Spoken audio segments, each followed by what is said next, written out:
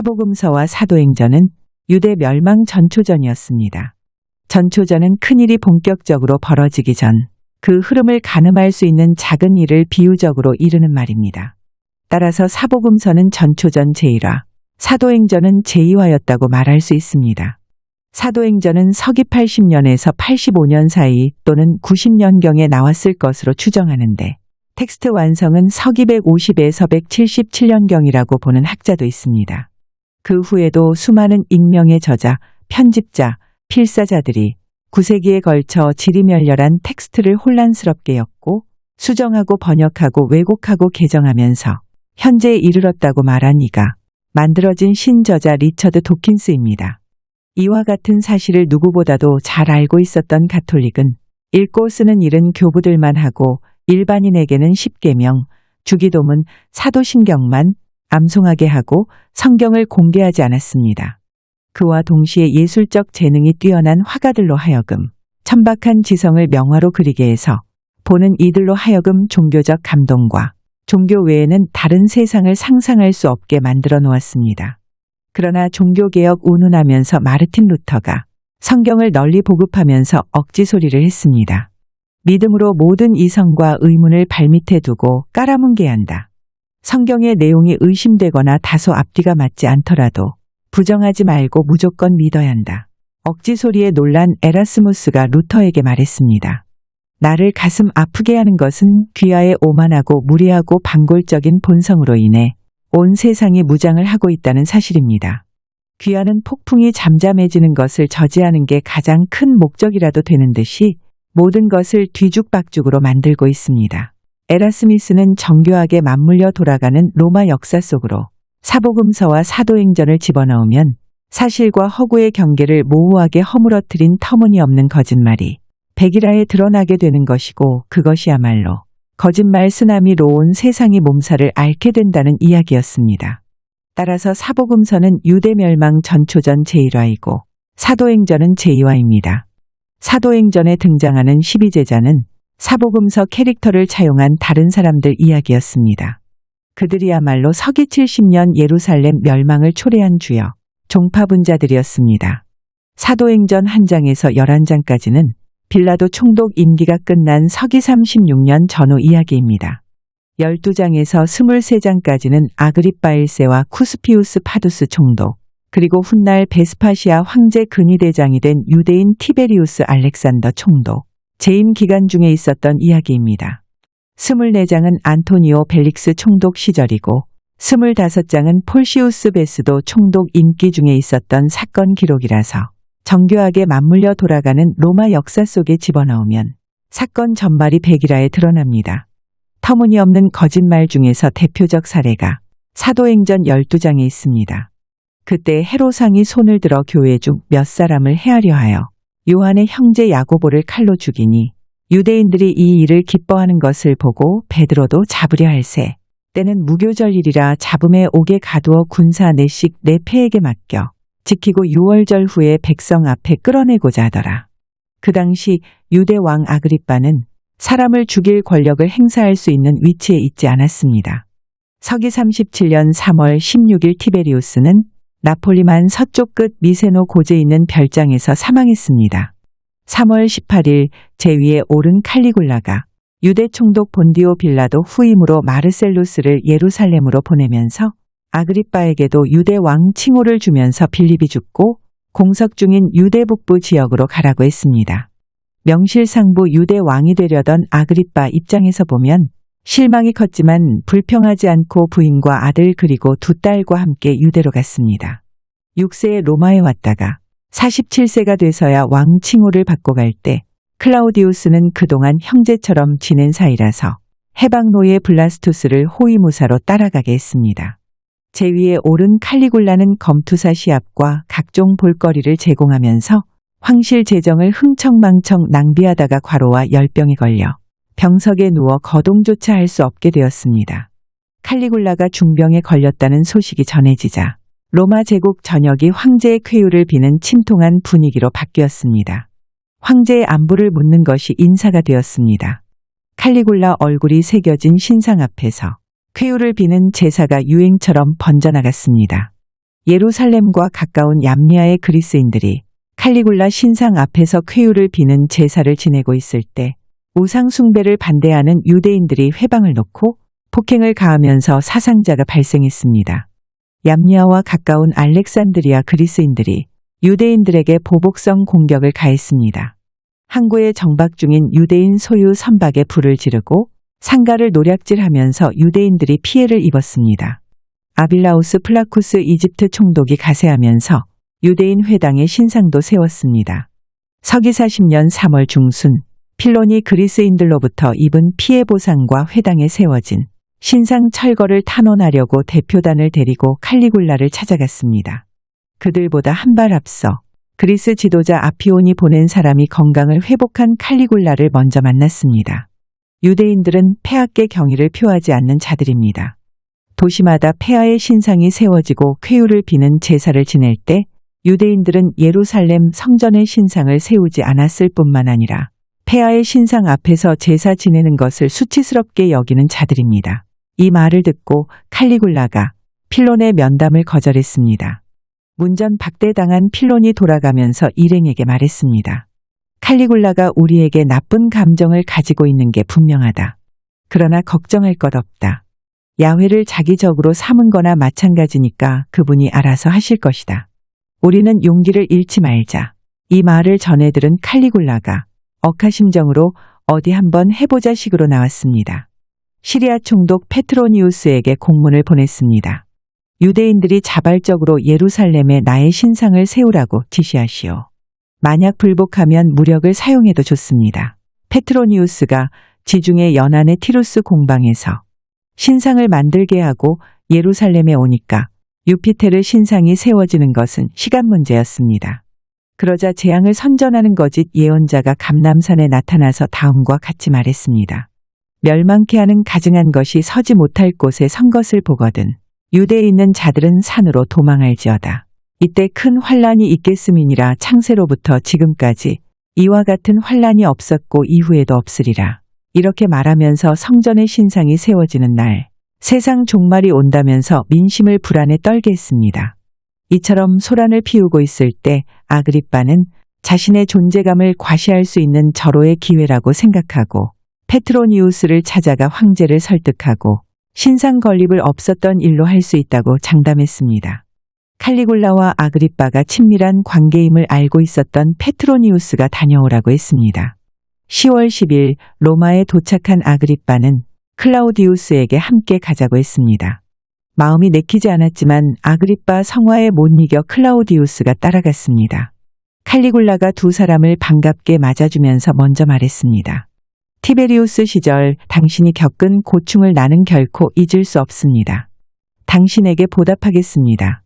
소원을 말하세요. 이 말을 듣는 순간 아그리빠 눈에서 광채가 났습니다.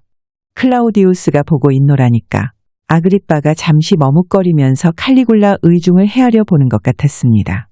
유대 왕을 시켜주겠다고 약속을 했으면서도 예루살렘에 총독을 보내고 자기를 유대 북부 지역으로 가라고 한 사람입니다.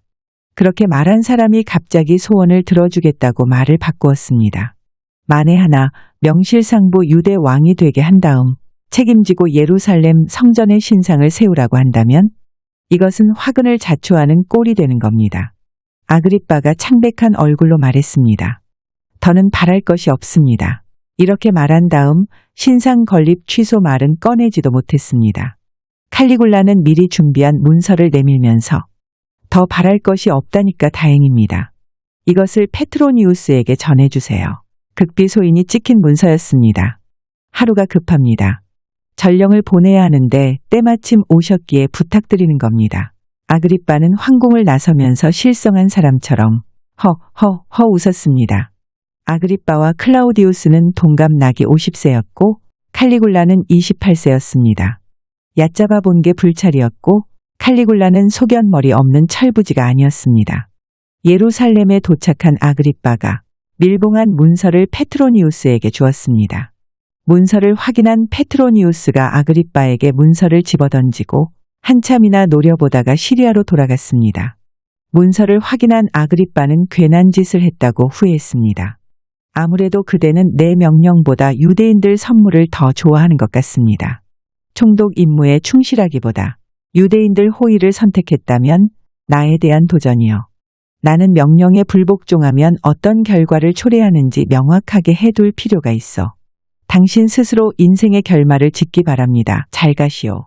페트로니우스에게 자살하라고 문서를 보낸 칼리굴라는 이집트 총독 플라쿠스에게 예루살렘에 가서 신상을 세우라고 다시 지시했습니다. 그렇게 되니까 예루살렘에서는 재앙을 선포하는 거짓 선지자가 유피테르 신상이 세워지는 날 세상 종말이 온다고 야단법석을 떨었습니다. 칼리굴라의 오만한 행동은 무모할 정도로 돌발적이었습니다. 매형을 반역자로 몰아죽이고 누이 동생을 유배 보냈으며 자신의 경호를 책임지고 있는 근위대 병사들과 카이레아마저도 믿지 못하겠다는 식으로 나왔습니다. 너희들도 내가 죽기를 바라느냐? 그렇다면 내가 죽어주마. 그러면서 자신의 몸에 칼을 들이댄 일이 있었습니다. 근위대 9개 대대장 이름을 하나씩 들먹이면서 이쪽 대장을 험담하다가 저쪽 대장을 험담하고 아버지 뻘되는 카이레아에게 늑다리, 유약한 자, 사내답지 못한 놈이라는 말을 하면서 속을 떠보기도 했습니다.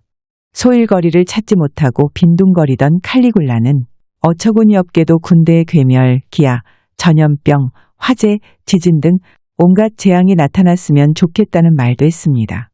자기에게는 그와 같은 문제를 해결할 수 있는 능력이 있다면서 세상이 평온해서 속상하다는 말까지 했습니다. 이와 같은 칼리굴라의 언행을 클라우디우스가 속속들이 알고 있을 때 근위대장 카이레아가 사람을 보내 만나자고 했습니다. 친분이 있었던 사이라서 약속 장소로 달려갔습니다. 그런데 시리아 총독 페트로니우스가 그곳에 와 있었습니다. 페트로니우스가 갑자기 나타난 것도 수상하거니와 근위대장 카이레아의 긴장된 표정을 보는 순간 불길한 생각이 들면서 가슴이 두근거리기 시작했습니다. 페트로니우스는 자기에게 자살하라고 공문을 보낸 칼리굴라를 용서할 수 없다는 말을 했습니다. 근위대장 카이레아도 동조했습니다. 이대로 가다가는 불행한 사태가 언제 발생할지 모른다면서 특단의 조치를 취해야 한다는 얘기도 나왔습니다. 세 사람은 칼리굴라의 실정이 돌이킬 수 없는 지경에 왔다는데 인식을 같이 했습니다. 게르마니쿠스를 사모하는 마음에서 칼리굴라에게 쏟은 애정이 어린 심성을 그르치게 했다면서 회한의 눈물도 흘렸습니다.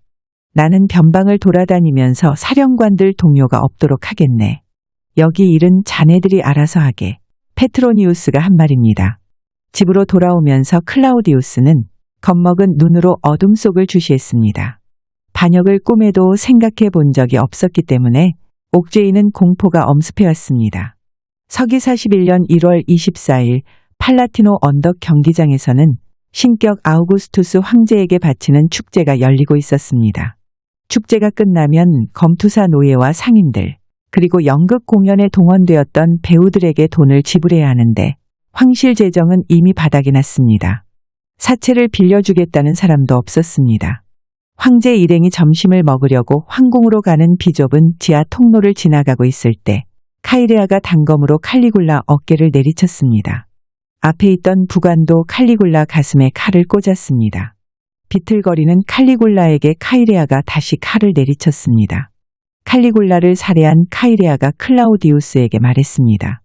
나를 황제 살해범으로 원로원에 고발하게. 그렇게 말한 다음 앞장서서 원로원 회의장으로 사용하는 아폴론 신전으로 갔습니다. 근위대 병력을 장악하고 황제 살해범을 체포한 모양새로 나타난 클라우디우스 주변으로 원로원 의원이 하나 둘 모여들기 시작했습니다. 서기 41년 1월 25일 제위에 오른 클라우디우스가 예루살렘으로 전령을 보내 신상 건립을 취소하라고 지시했습니다. 2월 말경 아그리빠가 한 걸음에 달려와서 기뻐 어쩔 줄을 몰라 했습니다. 폐하 적절한 시기에 전령을 보내주셨습니다. 아그리빠는 충직한 신하로 클라우디우스에게 예를 갖추고 급박했던 당시의 상황을 말했습니다. 서기 41년 2월 10일 신상 건립을 취소한다는 연락을 받았으며 신상을 세우려고 예루살렘에 와 있던 이집트 총독 플라쿠스는 뒤도 돌아보지 않고 갔다면서 호탕하게 웃었습니다. 아그리빠는 클라우디우스 황제를 배알하고 귀국하면서 명실상부 유대 왕 윤허도 받았습니다. 모친을 따라 6살 어린 나이에 로마에 갔다가 51세의 소원 성취를 하게 된 아그리빠는 흥분한 나머지 주변을 살필 여유가 없었던 겁니다. 대관식을 하겠다고 말하니까 사제들이 협조하는 척하면서 이상한 말을 했습니다. 대제사장으로부터 기름 부음을 받아야 백성의 환영을 받을 수 있습니다. 순례자들이 모이는 6월절 예비일 여인의 뜰에서 대관식을 거행하기로 사제들과 합의를 보았습니다. 그런데 왕국으로 격상했으니 안토니옷의 로마 병사들을 가이사라로 보내라고 사제들이 요구했고 아그리빠가 그들의 요구를 들어주었습니다.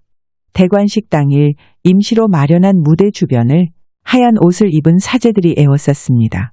검정 외투를 걸친 바리새파 랍비들은 조금 떨어진 곳에 서 있었습니다. 아그리빠는 할아버지 헤롯이 입었던 의상과 왕관을 쓰고 무대 중앙에 섰습니다.